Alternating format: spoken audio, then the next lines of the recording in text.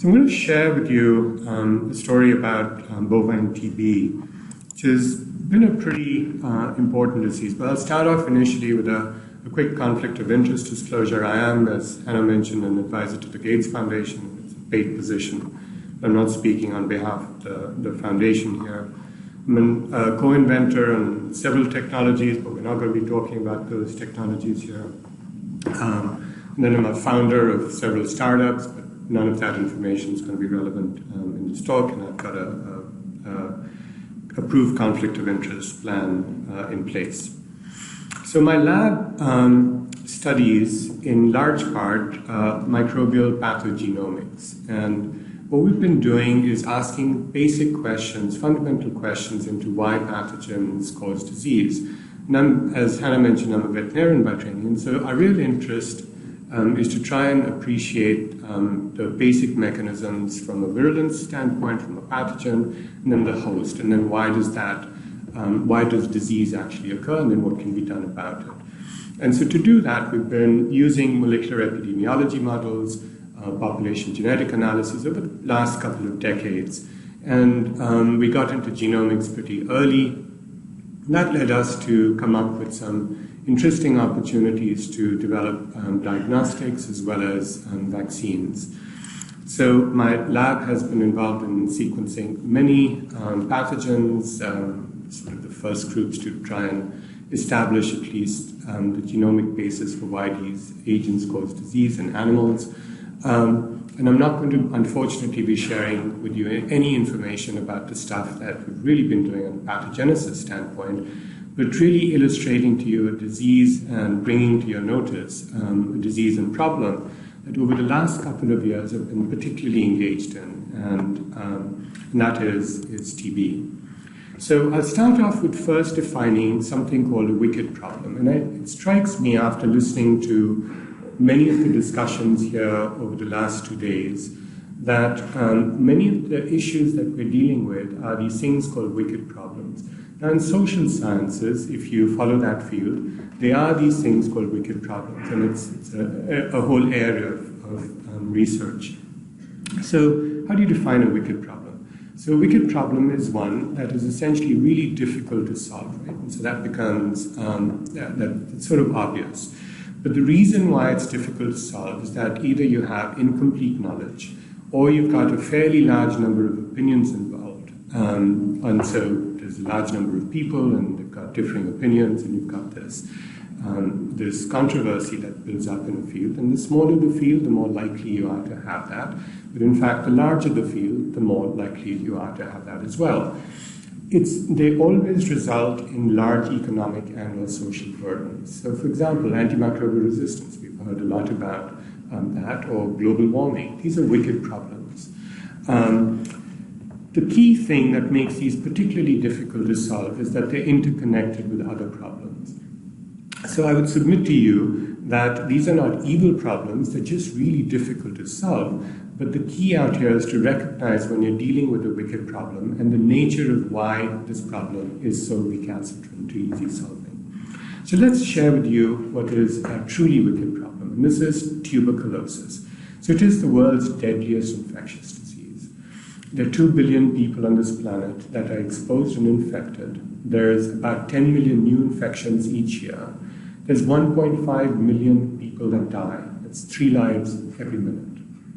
And that is just astounding. Yes. So by the time this talk is done, about 100 people would have been dead because of TB.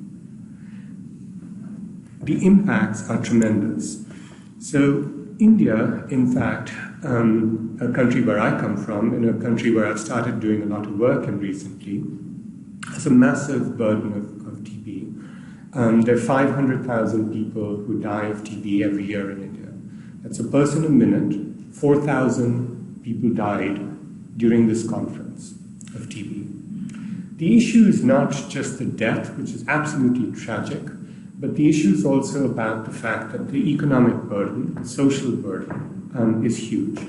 This little image out here at the bottom out here, you can see, has bubbles that show drug resistance genotypes emerging. India has the largest number of drug-resistant organisms on the planet, about 100,000 of them each year come out. This is absolutely something that is potentially devastating. So if you look at India as a country, the disease is widely distributed across the country. About 2 times as many people in India die of TB than die of anything as a consequence of diabetes. The next largest disease is heart disease in terms of impact, in terms of mortality. The irony is this is an entirely preventable disease. I would say it's a largely preventable disease, and we've done fantastically in the developed world to almost get rid of it. So what are the issues? Of course, recognizing this has been a major, the disease has been around for a long time, but recognizing that the issue is not going away, and in fact, in many cases, becoming more scary, the WHO has come up with a plan to end TB. Now, most of us who work in this area, or even peripherally associated with the area, think that this is actually quite a fantastical goal to get rid of TB by sometime around 2020 to shift it, and then by 2035 to end it or to bring it down to less than 1%. We think that this is practically impossible, and I'll submit to you why. And that's because there's a major zoonotic component that has yet not been clearly recognized and is only recently starting to be recognized by the WHO. So this zoonotic component is largely bovine TB. So what is bovine TB? Bovine TB is caused by an organism called Mycobacterium bovis, very closely related. So when we were sequencing genomes, we very quickly knew that TB and bovis are almost identical, 99.95% identity. They cause very similar diseases. And in fact, if you look at the economic cost associated with bovine TB globally, bovine TB, not human TB, we're talking about a $3 billion economic impact. It's contagious, so it's spread by contact, so just like TB in so many different ways. Milk and meat of infected animals are the primary source of infection to humans. It's chronic, of course, like TB is. And it causes production losses in animals, and that's where that $3 billion actually comes from. About 10% productivity loss, about 20% reproductive loss in animals. So a massive issue. So thankfully, bovine TB was eradicated in much of the developed world about 5 decades ago.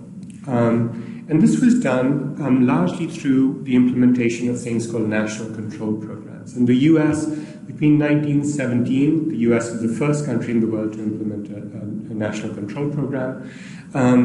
The USDA, the erstwhile ARS at that particular time, screened about 230 million cows, culled close to 4 million of them, and in that 23-year period got rid of TB from about a 15% prevalence rate to less than 1%, actually less than 0.05%. The estimated return on the invested dollars in dollars by 1940, they had spent about $250 million, the USDA had, on this eradication program. Roughly, that's equivalent to about $4 billion in today's value.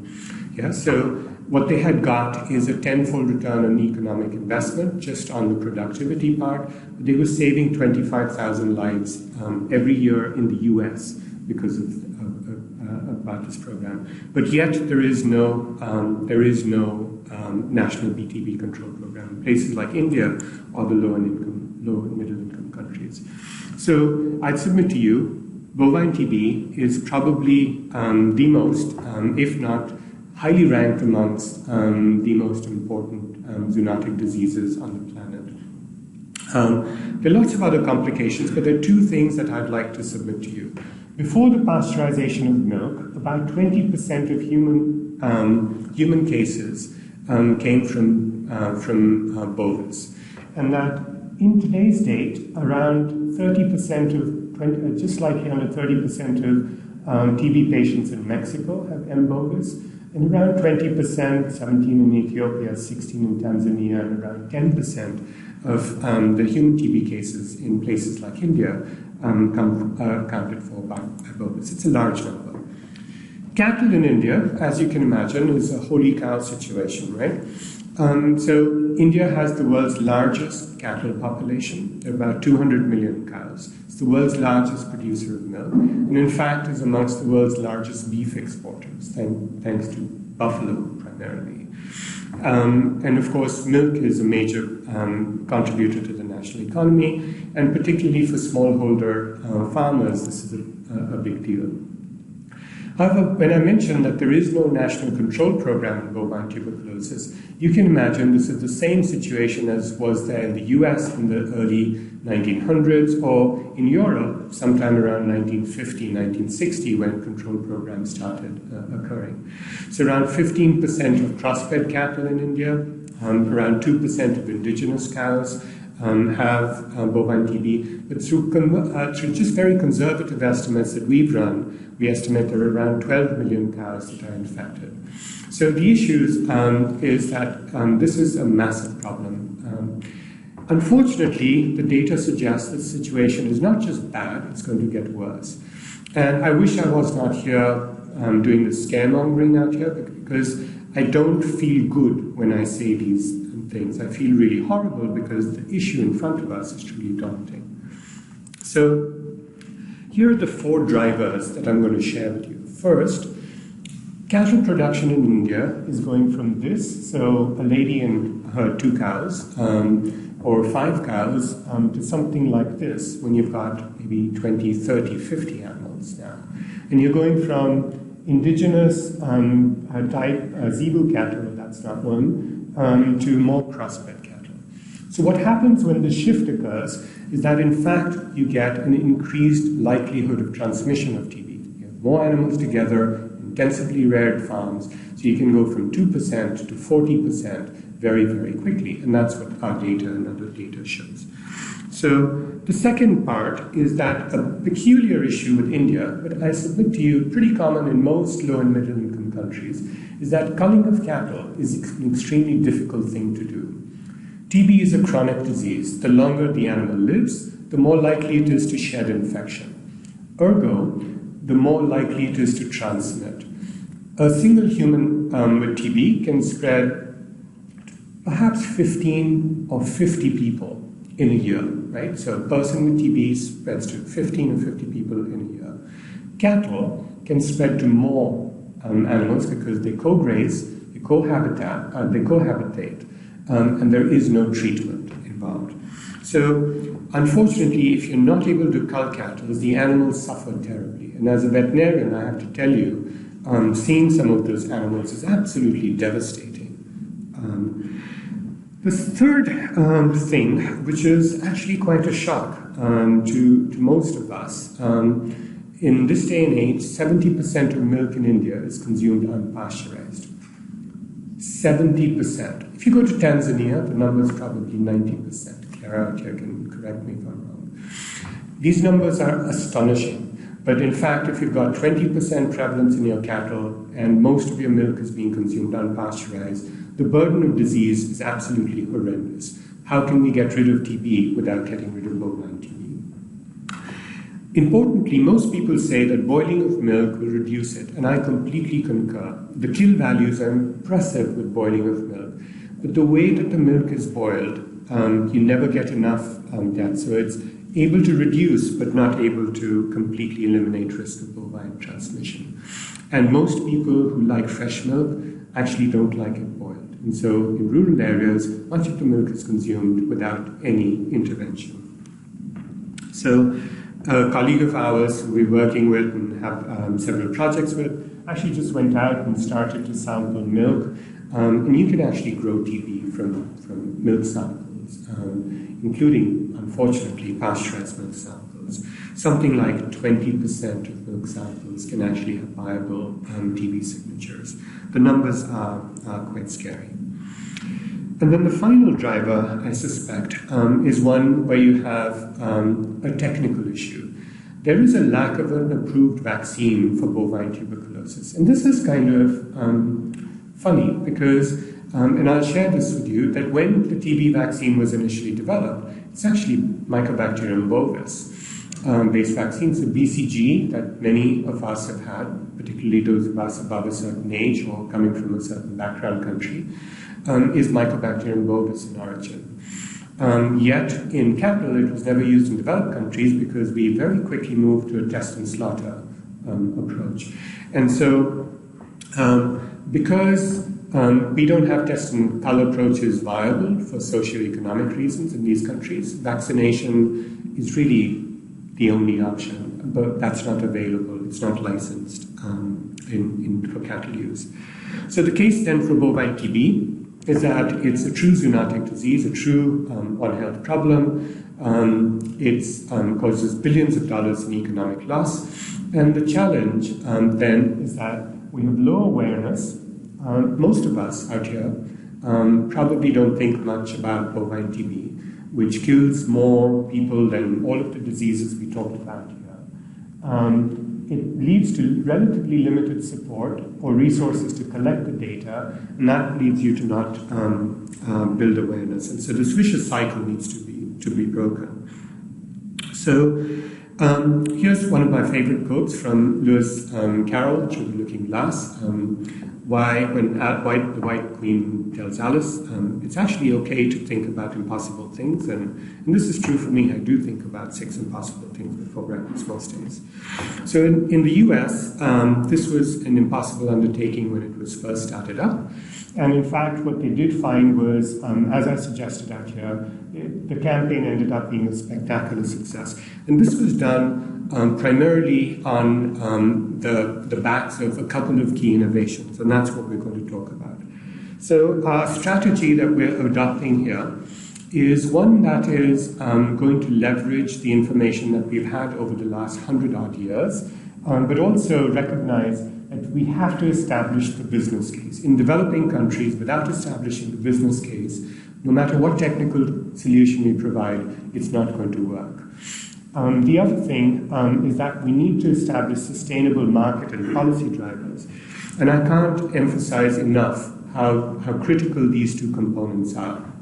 And in fact, without establishing the business case and having the right advocacy tools, the technical capabilities just remain that. They're just capabilities. They're not going to be implemented. So if you'd like more details on our strategy, this is a conference I led a while ago for the foundation. I'm happy to provide it to you after our report.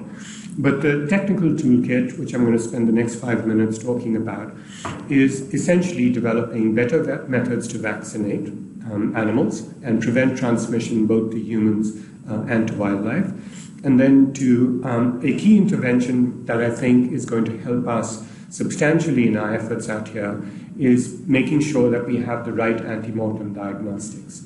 And diagnostics tends to be the key companion missing link that will enable these control programs to be implemented in a rational manner. So, how do we plan to get there? As I mentioned, we want to use BCG. BCG, since it was and is a bovis vaccine, that's what Kamet and Guren showed. The efficacy was shown about 100 years ago. It's pretty darn good. Our questions are, does it work in field settings in places like India? What regimens need to be used and what other combinations that we might want to work in? So essentially it is a development program, less of a research program, if you will. The other thing is that it is critical for us to have DIVA diagnostics. DIVA in this case is to differentiate infected from vaccinated animals. Our ability to differentiate vaccinated animals is going to be critical in implementing any control program. And without this attendant DIVA diagnostic, our program is not going to work. And so the question is, for the 3 proteins that my colleagues and I have been working on for a few years now, are these able to be used? And our suspicion is that yes. And then finally, we're going to develop the econometric models to help inform the control program.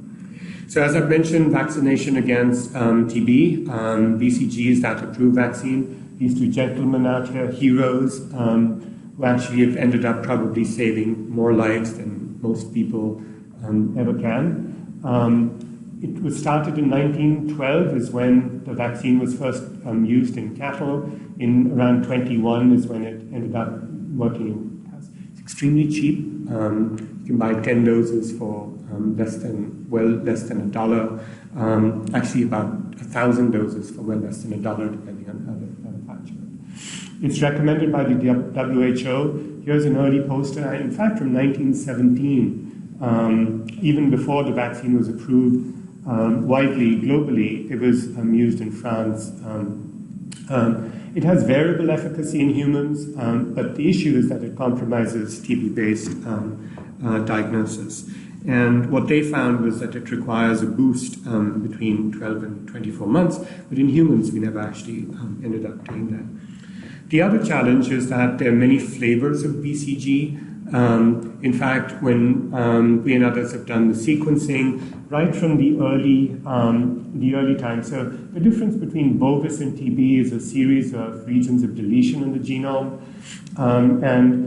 the initial region of deletion, the original one is this RD1, and then another one partially of RD3, occurred between 1906 and 1921, is sort of when the BCG was officially deposited in the Pasteur strains.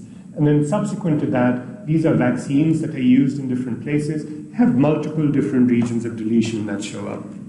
And so it's important to know that BCG is not BCG, and each of these strains have different antigenicity and different properties, and so which ones work in our particular case is going to be important. The critical thing, though, is that BCG, whichever strains people are working with, get, depending on how you're running your trials, anywhere between, I would say, 30%, but more likely around 60 to 70% with repeat vaccinations protection. So use BCG in a cow in an experimental setting. You get between 60 and 80% of the animals don't have any lesions, don't have any signs of the organism at slaughter. And that's pretty good, I would say.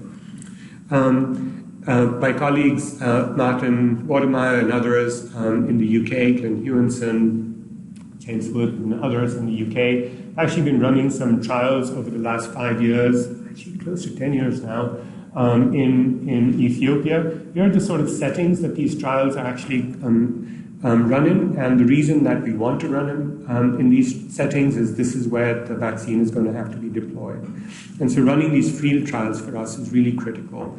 And when you run trials out here in these sort of conditions, you end up with about 20 to 30% of the animals not being protected, about 60% of them, between 30 and 60% of them with reduced pathology, no pathology in around 30 to 50% of them. The important thing is that this group of animals then actually don't shed organisms onto the next, so they have reduced transmission dynamics. So the other part of our program is to develop better antemortem diagnostics. The traditional ones don't work, and the reason for that is that if you look at animals that start to shed, animals shed way before the sensitivity of the skin of the ELISA test comes up. And so these animals shed and spread the infection but remain largely undetectable. And this is true for most of the diagnostics. In addition, the current diagnostics are whole cell based and they're difficult to manufacture. And so we've, of course, been using things like whole proteome arrays and others, but our colleagues, Martin and others, had found out very early on, just gazing at the sequence genome, that there are 3 different proteins, ESAT6, CFP10, that are present on this one region of deletion, and another protein, 3615, that is not secreted, that acts as a pretty effective diagnostic. And when you look at specificities, you can go from the current test around 51% up to about 100% with this new test, and sensitivities are brilliant. And then when you look at environmentally or naturally infected animals, the sensitivity of these particular assays are better than the existing tests. So we think we have a solution out here to have a DIVA diagnostic and a more sensitive test. So our next steps, we want to establish the business case and the technical capabilities, and in the longer term, we want to help inform that to build these sustainable market drivers. I'm going to stop here, just acknowledge my colleagues at Penn State, but a lot of others across the globe have been working on this, particularly in the UK, Martin and Glyn, and our colleagues out in India, in Tanuvas, and elsewhere. So I'll stop there and thanks for questions.